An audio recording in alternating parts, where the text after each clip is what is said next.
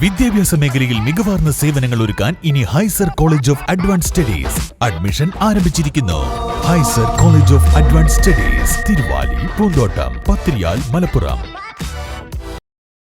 വർഗീയത പറയുന്നവർക്ക് നിലമ്പൂർ ഒരു പാഠമാണെന്ന പി കെ കുഞ്ഞാലിക്കുട്ടി. ജാതിമത അടിസ്ഥാനത്തിൽ ഒന്നും കേരളത്തെ വിഭജിക്കാൻ കഴിയില്ലെന്നും മതേതര കേരളത്തെ അണ്ടർമേറ്റ് ചെയ്യേണ്ട എന്നാണ് നിലമ്പൂർ തെരഞ്ഞെടുപ്പ് കാണിക്കുന്നതെന്നും അദ്ദേഹം വാർത്താ സമ്മേളനത്തിൽ പറഞ്ഞു.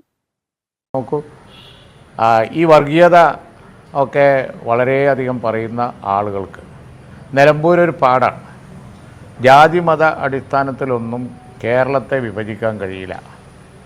UDF ആ നിലയിൽ കണക്കാക്കി ജാതിയും മതമൊക്കെ പറഞ്ഞാൽ ഓരോ ജനവിഭാഗങ്ങളും മറ്റു ജനവിഭാഗങ്ങൾക്ക് എതിരായിക്കൊള്ളും എന്ന ചിന്തയും പേറി നടക്കുന്ന കുറേ നേതാക്കന്മാർ കേരളത്തിലുണ്ട്. അവർക്കൊക്കെ ഒരു പാഠാണിത്. മതേതര കേരളത്തെ അണ്ടർ എസ്റ്റിമേറ്റ് ചെയ്യണ്ട എന്നാണ് നിലമ്പൂർ തെരഞ്ഞെടുപ്പ് കാണിക്കുന്നത്.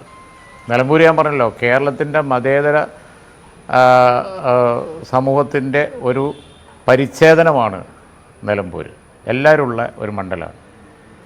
അങ്ങനെയുള്ള മണ്ഡലത്തിലാണ് എല്ലാ ദുഷ്പ്രചരണങ്ങളുണ്ടായിട്ടും UDF മേൽക്കൈ നേടിയത്. ഭരണവിരുദ്ധ വികാരം ഉണ്ട് എന്നുള്ളതാണ് രണ്ടാമത്തെ കാര്യം. ഭരണവിരുദ്ധ വികാരമാണ് ഈ പ്രതിഫലിക്കുന്നത് നിലമ്പൂരിൽ. അതാണ് എല്ലാവരും ഒരുപോലെ വോട്ട് ചെയ്യുന്നത്. അവിടെ ഞാൻ പറഞ്ഞ ഈ ജാതിമത അളവുകോൽ പ്രകടമാണ്. എല്ലാ മേഖലയിലും എല്ലായിടത്തും UDF മേൽക്കൈ നേടിയിരിക്കുകയാണ്.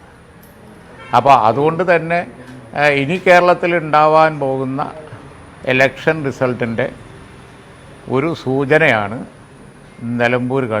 അതുകൊണ്ടാണ് നിലമ്പൂർ ഉപതെരഞ്ഞെടുപ്പിന് ഒരു 8 മാസത്തേക്കുള്ള ഒരു തെരഞ്ഞെടുപ്പ് എന്നുള്ളതിൽ കവിഞ്ഞ പ്രാധാന്യം നിലമ്പൂരിനുണ്ട് എന്ന് ഞങ്ങളൊക്കെ പറയാനുള്ള കാരണം. രാവിലെ കണ്ട സ്വപ്നം ബലിക്കോ മുത്തശ്ശി?